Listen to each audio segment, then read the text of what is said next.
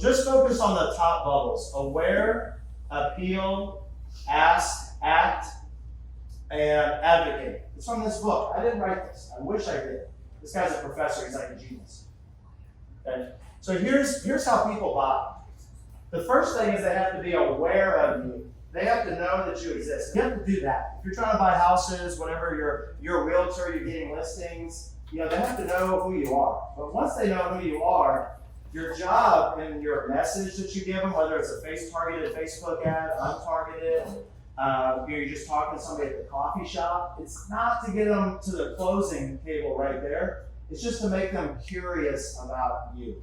So that's the appeal. So the magic word, if you're taking notes, if you think of the word appeal, just right next to it, curious. Okay? You want to invoke curiosity, but you don't need to tell them your life story. Okay, big mistake. Another big mistake with marketing that I used to make, telling everybody about yourself. The customer really doesn't care. I hate to say that, but it's just true. They just care about getting their problem solved, and you're a conduit of that caring. Okay? Then the next step is ask. And the way this works is people are going to do research about you before they buy from you. There's just more ways to do that, And so how are they going to do that? They're going to talk to their center of influence, their friends and family. They're going to look online. So if you type in your name and you have a real estate business and there's nothing about you, that's the same thing as asking. That's just not going to work. What's happening is people are finding out about you, they're curious about you, and then they do research and they don't see anything, so they're just like, no thanks. And you don't even know it's happening. That's the most dangerous thing in your business that's affecting your profit, is the things that you don't know what is happening. It's just like a house. The stuff that we can see, well, we know how much that costs. It's the stuff behind the walls. All right, the next one is act. That's when people buy. Okay, that's when you guys purchase someone's house, listing, buyer's agent, whatever.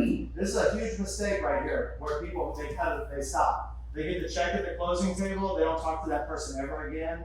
They say, I'm going to do that, but they don't have a system or a checklist or a process in their business. And it's a huge mistake.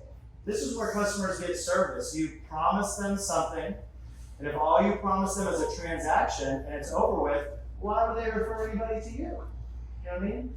So how do you actually do that? And the last step is the part I really didn't know about, is advocate. You have to have people who are out there talking about you when you're not around, because those are your brand ambassadors. Those are your people that are your best, your best salespeople, right? Because when other people talk about you, not yourself. And so here's the real tricky part. You see that middle one, ask? Okay, most of that information is coming from the people on the far right that advocate.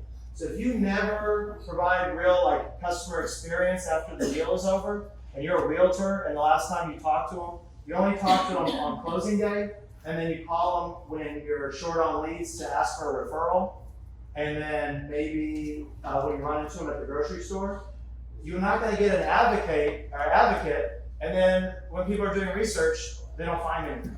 So it's a very small investment to keep that relationship going, so not doing that's very short-sighted. That was my fault, but it won't be yours.